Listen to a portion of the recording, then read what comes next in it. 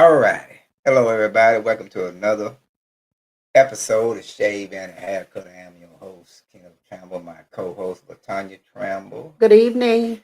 We are here today. Matter of fact, shout out to all my breast cancer survivors. I got my pink theme going on the low thing. If you see, my mom is a breast cancer survivor. Yes.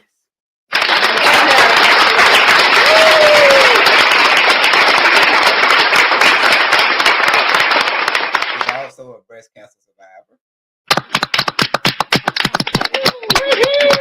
All of y'all that survived it, I applaud you guys. I know it was a rough and a tough road, but you're here. You rung that bell. You had an opportunity to continue on in this world. So kudos to my breast cancer survivors. All right. All right. Today's topic is study techniques that we can give our kids, ideas, solutions, suggestions, any type of ways that we can help our kids understand and realize um, some good study habits. Because that's what we're lacking right now. Our youth right now, their study habits is I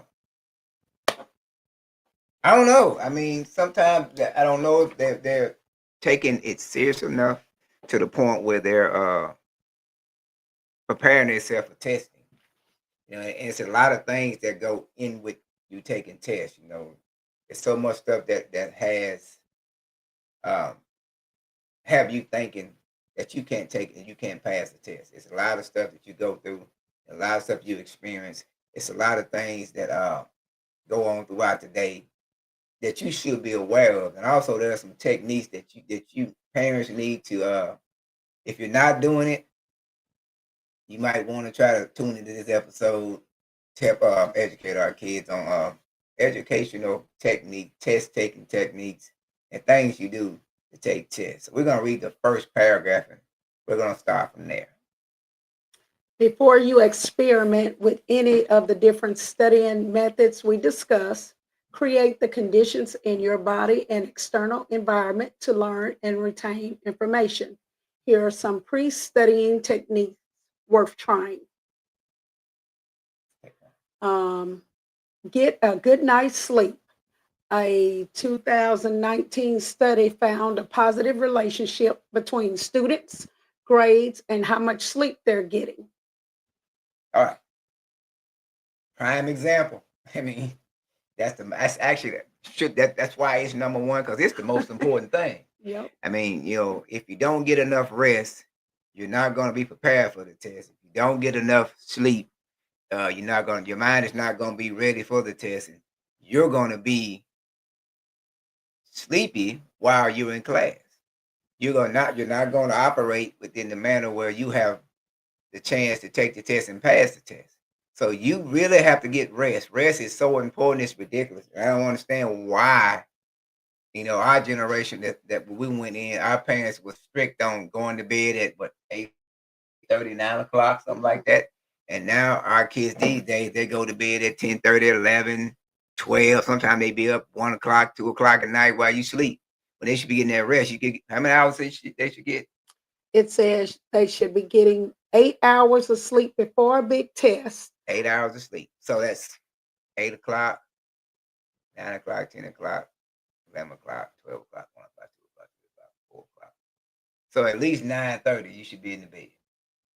Yep. But it says what matters even more is getting enough sleep for several nights before you do most of your studying. Consistency. Mhm. So that's what they're saying. So what they're saying is, ladies and gentlemen, is I mean, they talking about Monday, Tuesday, Wednesday, and Thursday. Yeah, a routine. They're not talking about Monday get 8 hours, Tuesday get 3, Wednesday get 1, and Thursday get 4. They need you to get 8 hours of sleep for 4 days. That's 32 hours of sleep for taking the test. And you would be surprised if you did those and you follow those steps, how it would be easy for you to be, how you won't be restless, how you'll be prepared, how you'll notice a difference in the way you're feeling when you're taking the test. Next. It says switch up your study environment. This might not seem like a promising strategy for how to study effectively, but studies show that switching up your environment can increase recall performance. And instead of studying at home every day, try checking out a new coffee spot each week or heading to your local library. A change in scenery can be one of the best study methods to improve your memory and concentration levels. Okay. Simply put, a change in location, a change in what you do. Uh, Stop being on that same routine. Different areas of the house. Get away from the TV. I don't know if that's on there yet. I'm pretty sure we're gonna get to that on down the line. Mhm. But get away from the stuff that you've been doing all the time. Get away from that routine that you've been doing all the time. Start doing something differently to establish a different mindset, to establish a different way of taking a test. So it's plainly put. Yeah, find what works. Find what works. Yes, it says stick with an environment that works. If you have a good study space at home or a cafe that is reliably productive, it makes sense to stick with this when you are under pressure. Okay. So it's giving you ideas, moms and dads, what you're supposed to do. Now, what if we can't go to a cafe? What if we can't go to a library? What if we can't go to your favorite spot? There's some places in the house, right? You agree? Yeah. There's some places you can go in the house that just as well. There's an area in the house where you can locate yourself, where you can be just you and your study habits and your study techniques. So if you can't get to those locations, easily find you a spot Yep. that's in an environment where it's not noise orientated and it's just you and your work. That's important. That's really important. Next. Listening to calming music. You can listen to any music you like, but many agree that tuning into classical, instrumental, or lo fi beats is one of the best ways to study and can help you pay attention to your task. Songs with lyrics will be distracting. Huh. So that means you can't play Master P. Musical. That means you can't play Bootsy. That means you can't play No Limit Soldier. That means you can't play them all my people back my day. You don't know all Lil Webby, all the stuff that y'all listen to. That means you can't play that because while you're studying and them lyrics hitting your head, you're not remembering. The only thing you memorizing is make them say and all that stuff. You're not memorizing none of the stuff that needs to be memorized. So classical music, some jazz, right? Yeah, classical Jazz. music, instrumental. Jazz. What's the guy name that played the saxophone? I mean, Kenny G. some Kenny G. That's live, just good, just vibing music, and that'll allow you to be able to take the test better.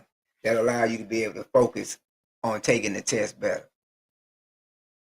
Next. All right. Eliminate distractions. Silence your phone and annoying background noises, such as the TV or radio. Make a pact to avoid checking social media until the end of your study session. That's gonna be hard for some of y'all. I mean, some of you scholars out there, I tell you, every time I turn around, you got that phone, you're strolling on Facebook, you're strolling on Instagram, you're strolling on Snapchat, strolling on Twitter.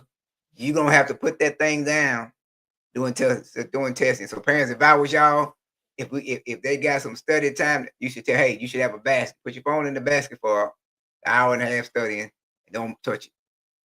Allow your kids to understand that education is really important. And good afternoon, my brother James Tramble, and good afternoon, my sister Mary Nash. Thank y'all for tuning in. Joe Wilhite, thank y'all for tuning in.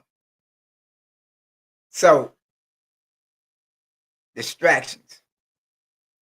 So we're trying to put them in an environment where there's least distraction, there's less music, well, jazz music, but not all the crazy music.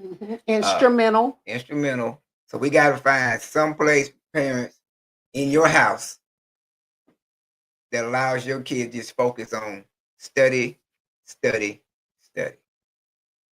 So you should, at this point in time, you should be thinking right now, well, where in my house can I bring my kids and allow them to have just nothing but total silence? My brother and my brother James and his two grandbabies go to the same school, Jack Hayes. So when he has them at home, he has to find an environment away from the TV, away from the gaming system, away from noise, where they can concentrate to study. So that's what we need. Keep going. The last one on here is snack on smart food.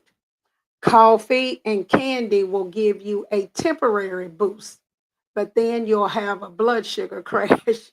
So, for energy that is more focused and sustainable, try healthy snacks, apples and nuts.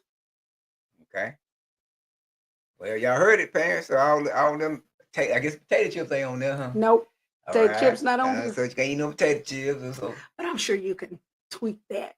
okay, but Yeah. so basically, it's what helps your child study. If he likes M and M's and he study good, he's making A's and B's, give him M and M's. Well, I guess. Okay, so it's all about your child and your child working and study habits and study techniques, right? I'm gonna say yes. And so we're needing parents to become more mobilized in their kids' study habits. We need you guys to have an outlook and a better outlook on how your child should be able to study, how your child should be able to make good grades, and what location your child should be in when it comes down to study. Right? So, what do you do with your kids, with our kids, when they were in school? Maybe that was so long ago. We did the dining room table.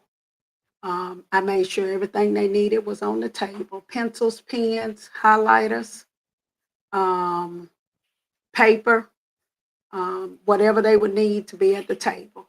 Everybody used the bathroom before getting to the table, washed their hands, got their snack, sat down, and did their work. Same for the grandkids today. So it's Um, repetition, you would say. So if yeah, it's like a pattern that the kids are on to the point where they know this is what we have to do in order to make good grades, yeah, right? And so exactly. if we as parents, we're not. Let me tell you. Just full disclosure. This is our opinion. This is only our ideas. Okay, you can use them or you can tweak them and do what you want to do with them.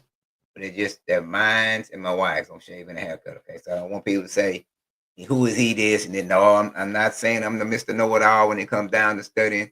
All I'm saying is create an environment for your kids so they can go better and do better in class. And Yeah, these are the ideas and opinions of me and my wife, Latonya Davis Trauma and Kenneth Trauma, yeah, owner and provider of shaving haircut. So full disclosure on that. So nobody want to try to say we're trying to tell you guys what to do. We're just merely suggesting some ideas that can help your child make better grades. And it's proven because the program deputies making the change. That's what we use. That's what was being taught. We had no music. We had nothing in there. All we did was make sure that those kids were ready to roll, prepared for the test, and ready to do what they have to do.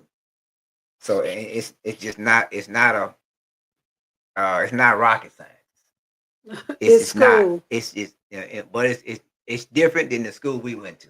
We can agree to that. Stuff is different. It is. Academics are different. Teachers are different. So all that's different. And so we have to adjust. Our kids have to adjust to different than what it used to be when we was in school, right? You got anything else? Uh-huh. Go Parents have to adjust too. Okay, read that Well, I gotta go back to this one here one. Okay, go ahead. with the survey. Go ahead. Okay. Instead of reading the entire books, you can start by skimming the first chapter and taking notes on headings, subheadings, images, or other standout features like charts. Um, it's a question, formulated questions around the chapter content, such as what the chapter is about, what do I already know about the chapter? Um, Begin reading the chapter and look for answers to questions you formulated. In other words, I guess test yourself. Right. Recite. After reading a section, summarize it in your own words, what you just read. Try recalling and identifying major points and answering questions from the second step. And once you do that, you review. Once you finish the chapter, review the material to fully understand it. Quiz yourself on questions you created and read any portion you need to. You can try these study techniques for college before taking your final exam as well. All right. That's a good one. That was a pretty good one. That basically sums up what you need to do even in elementary, junior high, high school, and college. Those are all. If you follow those that method all the way, you'll graduate from To college. Right?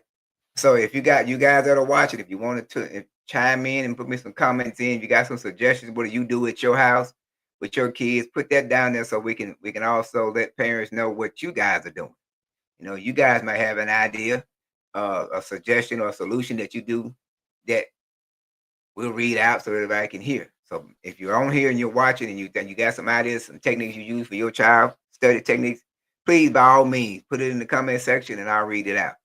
Okay, so we have to create I guess a way of showing our kids how to study, right? So spelling, we did what, flashcards. We did writing them. Mhm. They would, call them out to each other. We'd have our own spelling test. Right, Those they missed, they wrote 5 times, and then it went up to 10 times. right. I make you write till your hand hurt. So writing it is the same thing as memorizing it, Yep, because you're repetition. Right, you're writing and you spell. So it's not parents. It's really not a punishment, but it's also helping your child develop memory skills that they can use when the teacher says spelling word. So matter of fact, you write it anyway in school. I think 10 times for homework assignment. Some do. And so And then you when can I use was in them in school, a they used to do that. sentence. Yeah, then you use it in a sentence. Yes. So and actually the teacher does too. When she reads the words, she puts it in a sentence. So it's an opportunity for us to show our kids how to do these things, right? So spelling definitions, same thing. Mhm. You know, you what I normally did, even when I was in the police academy and we had to learn the laws. I use me for example. I would write first degree murder on one side and definition on the other side of the flashcard. Yep, you can use regular You- index cards. Regular index cards. You can use index cards. You can use paper. You can use whatever you got essential. Index cards are now so cheap now. You can just get those with no problem. But what I used to do. I used to have the definition on one side, the word on the other side, and I would lay them down on the floor, and I just pick one up and memorize that. If flip over is right, put it to the side, and so on as I kept going through until I got all the stuff in my mind to remember what it's going to be like. And of course, normally when I was, I think it's still the same. You had the words on one side, definitions on one side. You had to put them in order from A through Z, A through whatever it was in. You had to put them in order. So I think that's the same format that teachers use right now to today. But using the flashcard technique helped me out a lot for us when it came down for spelling and definition. Now, social studies and science, only I can tell you parents to do what, baby? What they got to do? Read. It's fundamental. Read the next one. Retrieval practice is a studying technique based on remembering at a later time. Recalling an answer to a question improves learning more than looking for the answer in your textbook. Remembering and writing down the answer to a flashcard is more effective than thinking you know the answer and flipping the card over early. If you practice retrieval, you are more likely to remember the information later. Below are ways of how to study effectively by integrating the retrieval process into your routine. Keep going. Utilizing practice tests. Use a practice test or question to quiz yourself without looking at the book or the notes. Craft unique questions. Be your teacher and create questions you think would be on the test. If you're in a study group, encourage others to do the same and trade questions. Use flashcards. Um, Create flashcards, but practice your retrieval technique instead of flipping a card over prematurely. Write the answer down and check. Okay. Keep going. Space practice. Space practice and distribution practice is one of the best ways to study complex material. It encourages a student to study over an extended period instead of cramming the night before. When our brain almost forgets something, they work harder to recall the information, spacing out your studying, allowing your mind to make connections between ideas and build upon the knowledge that can be easily recalled later. Okay. Simple put, simply put. Parents, that's all we got to do. And and it's stuff around the house you can use as well. For example, if you got, I think, what's that, third, fourth grade multiplication? That third or second when they start multiplication? Facts. Uh, And um, divide. Maybe second or third. Maybe second. Second or third grade. Everybody's got playing cards, right? Right? Take the playing cards, flip them over, multiply them times each other, 6 times 3. You got your cards, so you don't have to worry about trying to put them on no board. You got dominoes. They already got a line between them. You can actually do fractions with dominoes. Yeah. Go to Dollar Tree and buy $1.25 box of them. Yeah, well, either way it go, the same thing. I mean, you can do them in the car. You can do them in the car. On the way to school. You got your own built-in flashcards. Yeah. You don't have to go buy the expensive flashcards from the store. Get you a set of cards from I said a dollar store, Dollar Tree, playing cards. You got you some cards right there. While somebody's driving, what's this? Yep. What's this? This time what is what? You actually playing a game at the same time with your child. Especially with those dominoes. Dominoes you can flip, you can shake them up, they can reach in there and pull it out. Okay, what's this? Time what? They pull it out. Mm-hmm. When I was doing DMAC, we had a contest. We flip all of them over, face down, and we'll time them. And get flipped over, give the answer, time. And whoever get the fastest, if you get the one wrong, you move it to the side. Whoever get the most right, won. There's all kinds of stuff we can do that's available around your house that'll allow you to be able to hone in your child's math skills, fraction skills. It was crazy when I thought about it when we was I think that was maybe 2 years ago, that I realized that you can use fractions, dominoes, and do fractions. Because you look at it, you turn them over, you have a 2 and a 3, 3 and 2, and you got that line between it, right? All you do is put an X between it, now you got a fraction. And I didn't realize that until I started working with kids, started using those dominoes, started using those cards. When you have to go buy, $7, $8 pack of multiplication fraction, we had them right there all along. And I'm pretty sure everybody that I know that of African descent play dominoes and play cards. So you got to have them somewhere. If not, go to the store and get them. Some of you aren't good. Uh-huh. Some of you not good at it. Well, we talking about for multiplication. We ain't talking about playing it for games. We talking about for educational purposes. And so those are some easy things you can do around the house that allow your kids. Matter of fact, even something easier, go buy that white chalk. You know that white chalk when you write on the concrete? Well, now it's colored. We use color. What color chalk, whatever. You go buy that. And we'll play outside. And you turn it into a game. Go outside and write on concrete and turn it into a game. You have the whole neighborhood out there doing the same thing. That's why you have kids come over trying to do it with you. You can turn it into something like that. You can actually make something important out of something just so simple. And they're not knowing it, but they're learning something in a fun way.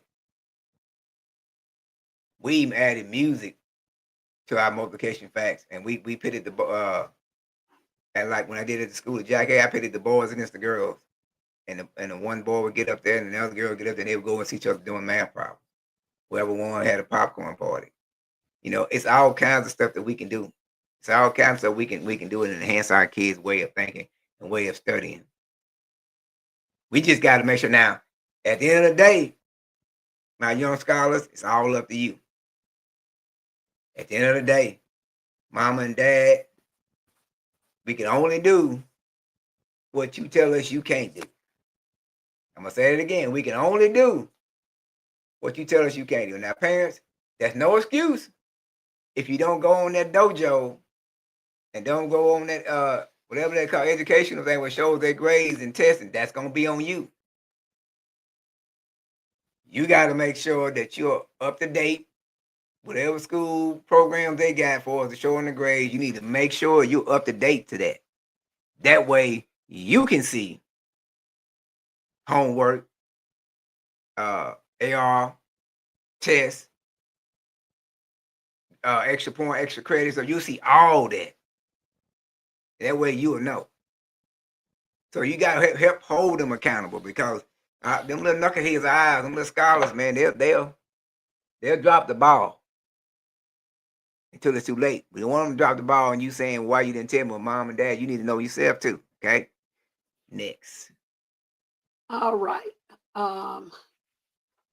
Here go another study technique. Day 1, learn the material in class.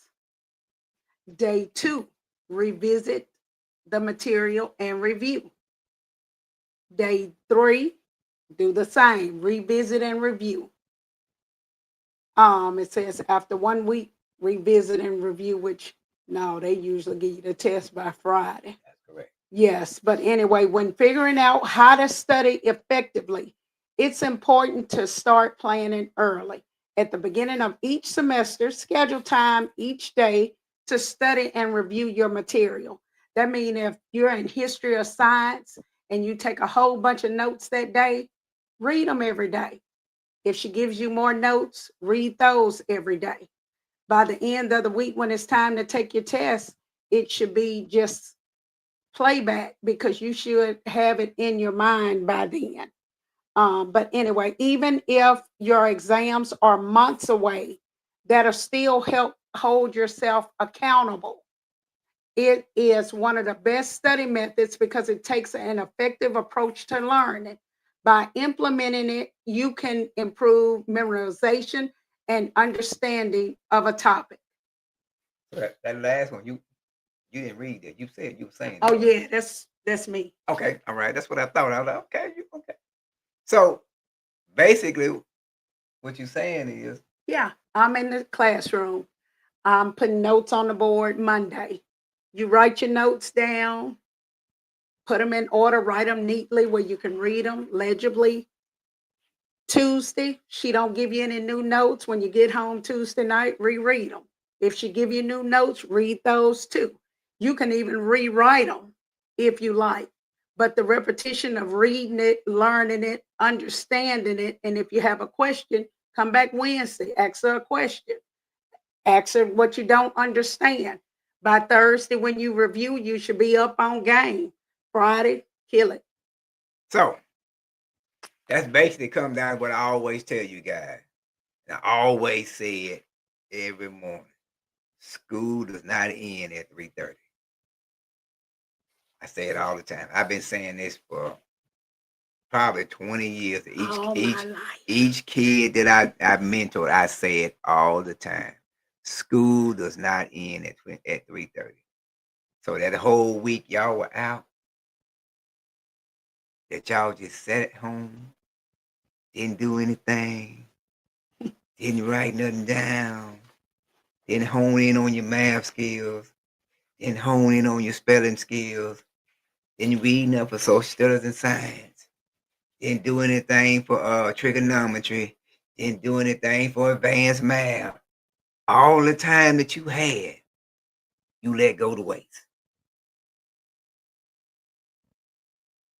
But all you had to do for at least 1 hour a day, just one hour a day, is pick up something and apply your brain to it.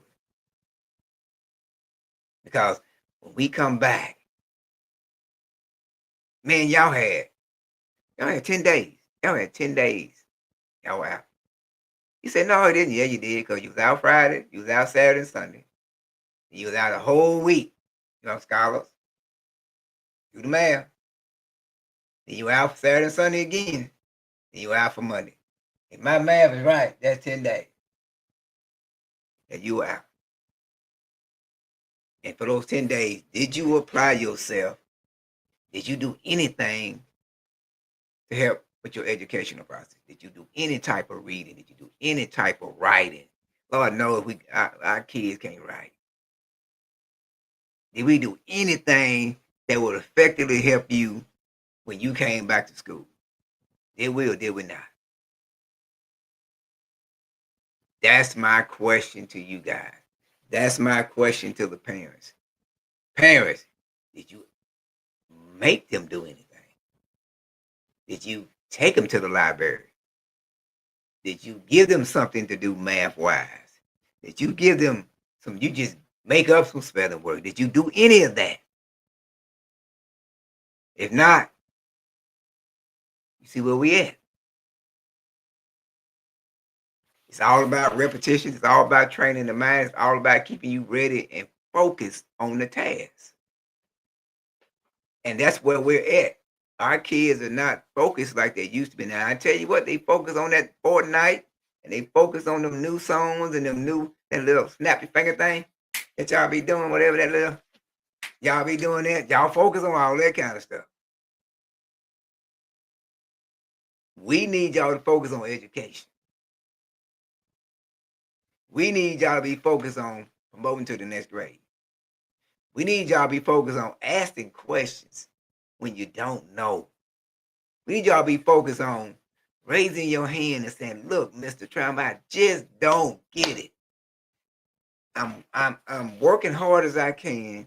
I'm watching you put the problems on the board, but somewhere on the line, it's not clicking. Can you please show me another avenue and show me something else?" All you gotta do is ask.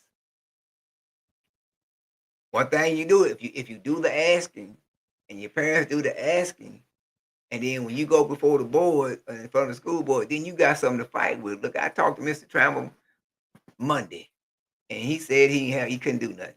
Or Mr. Trammell I just didn't get it. We have to make we have to have an opportunity for our kids to make it. Okay? Next. I'm assuming this is for history and science, as I said. Okay. Preview the information before you start reading chapters to get an idea of the subject.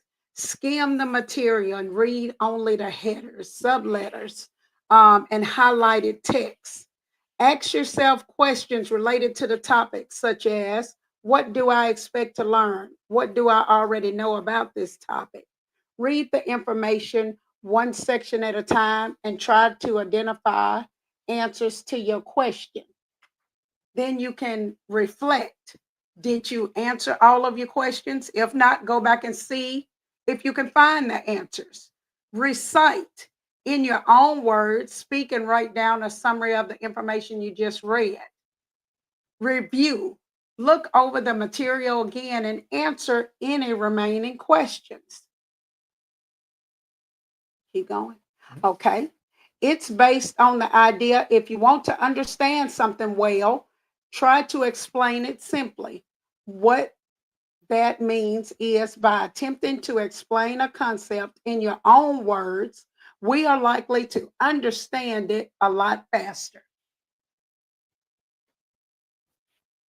Same word, repetition in it. Oh, well, yeah. Keep going. Okay. Then set the stage. Write the subject or concept you're trying to study at the top of a sheet of paper and jot down everything you know about it. And then explain in your own words as you were teaching someone without a basic understanding of what you're reading. Access and study. Review what you wrote. Identify areas where you went wrong. And then go back in your notes or reading material and figure out the correct answer. Organize, convey, and review. Lastly, if there are any areas in your writing where you use technical terms or complex language, go back and rewrite in those sections simpler terms for someone who doesn't have the educational background you have, or make it easier for you to explain. Use everyday words instead of maybe big words, and then review your new understanding of the subject. See, look, man, I'm gonna have to put that young lady on TV. I bet everybody wondering who is that in that background with all that information. And she just refuses to get on the podcast with me, and she just wants to read in the background. But when I tell you the look on her face, the way she's reading it, it's like she is uh focused on it, and she wants the kids to understand the importance of studying, Reading, the importance of reading, the reading. importance of doing what you need to do in order to pass. I'm determined to put her on here as she is my co-host, I am. but she just don't want to get on the co-host screen with the host. Come on. And she does what she's phenomenal at it. She does what she does, and I appreciate her. Give her a hand clap. She really embarks what a co-host supposed to be. She really supports what I do. She backs everything that I do. She's never like, nah. You know, we'll go over the subject, and if she has some opinions on it, she will say it. And that's what I need. I need somebody to, hey, say this is not how it's supposed to be. This is what we're supposed to do. But anyway, get off my soapbox on that part. But I am determined to let you guys know and understand how easy it is to transform yourself into a prolific studier, a person that just makes A's and B's and after A's. Look, here's what I want y'all to understand. If you ever get to a point where you get to the classroom and she put that paper down, you look at that and you turn that paper over and you see them tests and you just smile because you know the answer. Man, you know how good that feel. You know how good that feel to go to sit down and then to walk up there and just put it on the desk and just say, Mic drop. You ain't about to grade, man. I know I passed. When I tell you that's one of the best feelings to have, to go up there. Matter of fact, especially when you're the first one, get up there and pow.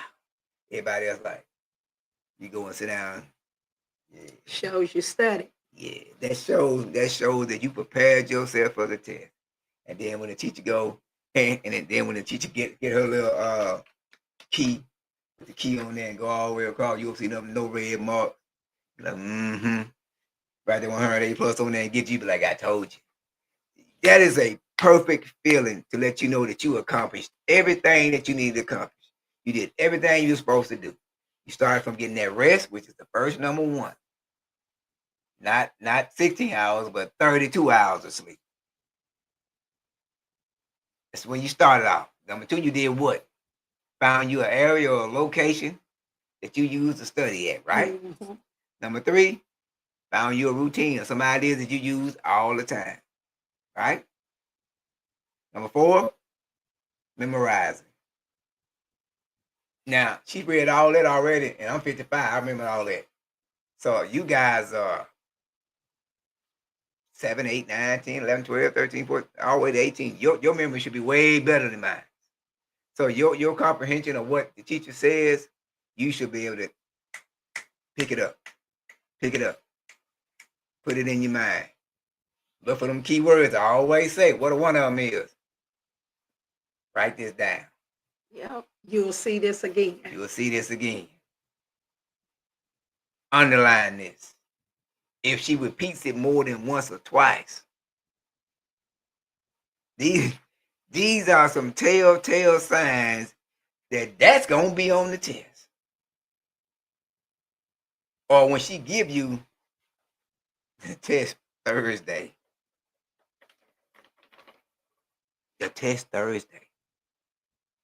and give you back that same test Friday. Bing. I've seen teachers give you tests and all y'all fail, She get it right back to you the next day. In the same order.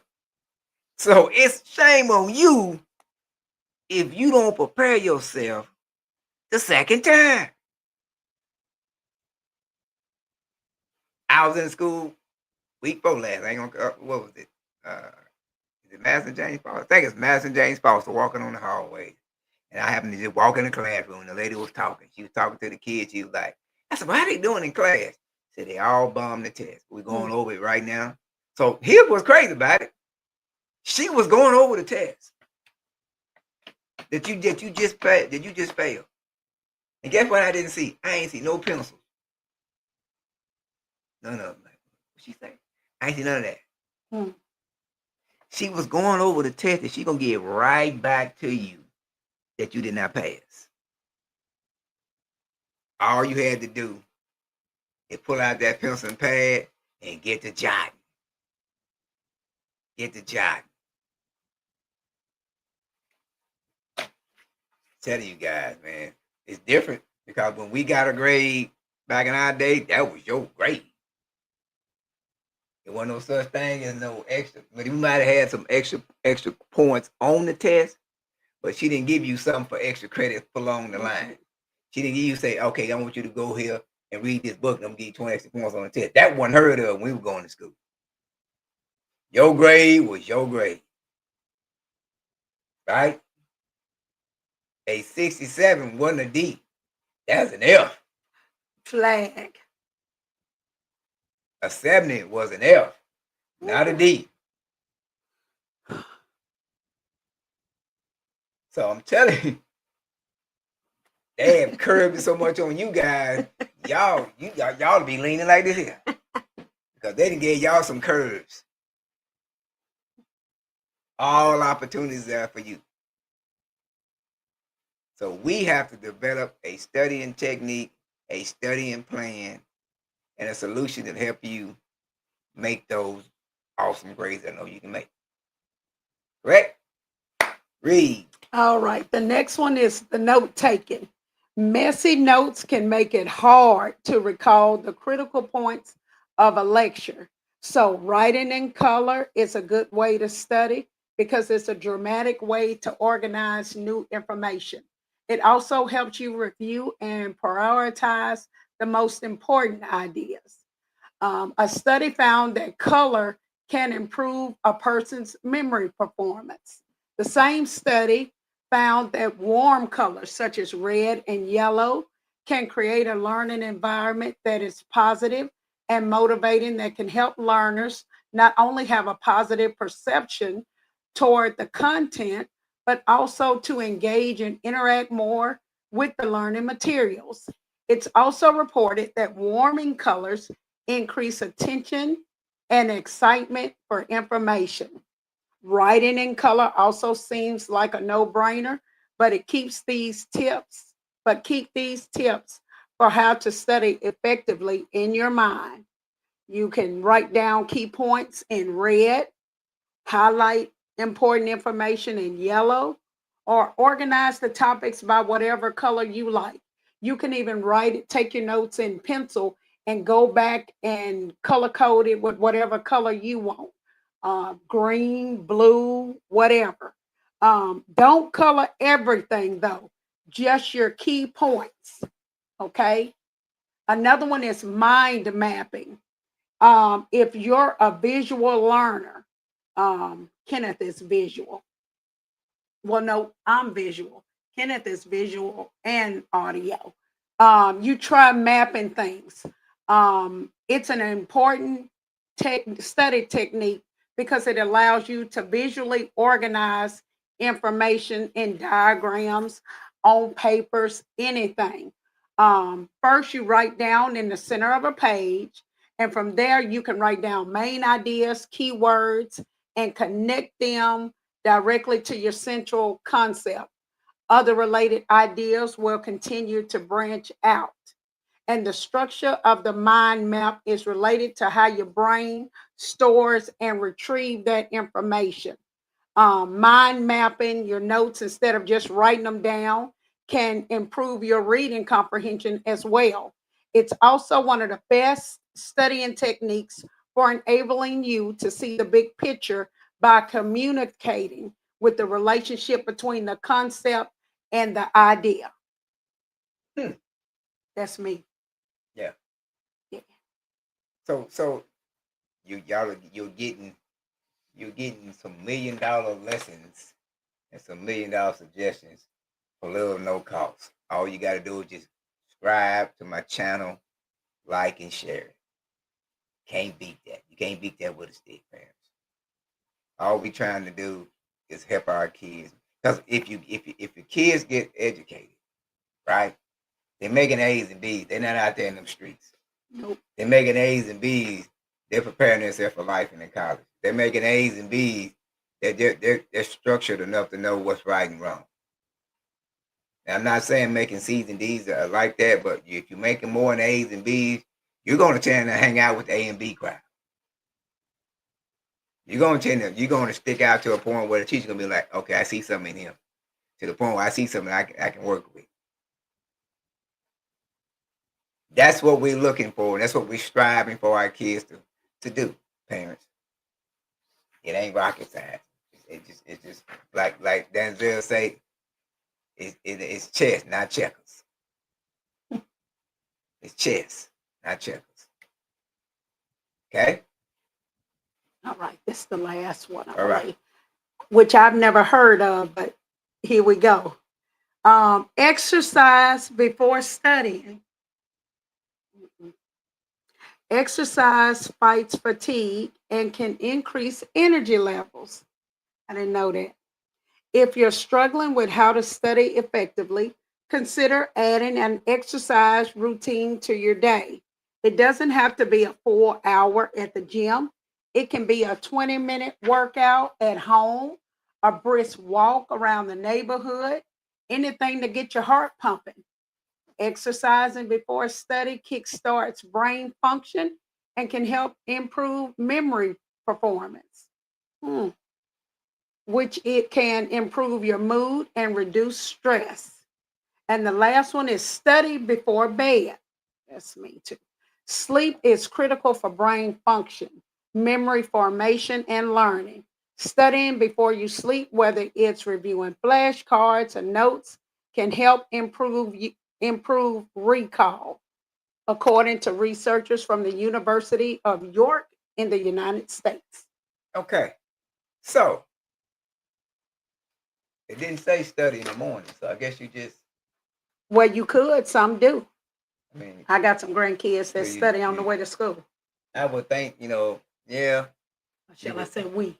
We should study in the morning time also as well. So I didn't see it. I just wondered It wasn't on there. was it something like that we're missing, we're overlooking. So we got 2 minutes. If anybody that's on right now want to chime in about your techniques, what do you use? And some tips. You got some tips, some ideas, some suggestions. What do you do at your house? Even when I'm if you're going back and reviewing it, still type in the DRL and the AL so I can see it once I go back and review it. So even if you watch it later on tonight, later on today, if your kids watch it when you get home, you watch these techniques, you got ideas, please by all means type in your suggestions and type in your comments what you think about the ideas and suggestions for our youth to make better grades. All I want them to do, man, is just accomplish and achieve the goals that I know they can do. I've seen it. So I've seen a kid that just thought they couldn't make it and sat down and realized their potential once they got hold to somebody that cared, somebody that gave them some structure, somebody that gave them some tips and techniques. Or that push. And held them accountable. I've seen it. So I know it can happen to some of the kids that nobody thought would happen. That's my point. Some kids, everybody thought, you can have him. And turn around, ooh, you did a phenomenal job. Right. Consistency, repetition, support, and still confidence in the child. Got it? So since nobody hadn't said anything, this has been Shave and a Haircut. I'm your host, Kenneth Tramble. My co-host, LaTanya Davis Tramble. Good evening. In closing, I always say, Quit yelling at your kids at night, hoping they can get a good night rest. Quit yelling at your kids in the morning time, please, before they go to school. Because whatever they hear, whatever they're going to be. Speak love, speak success, speak faith, support, ambition. At the end of the day, listen to your kids and love on them. This has been Shaving Haircut. Until Tuesday after next. See you guys later. Love you guys. Peace.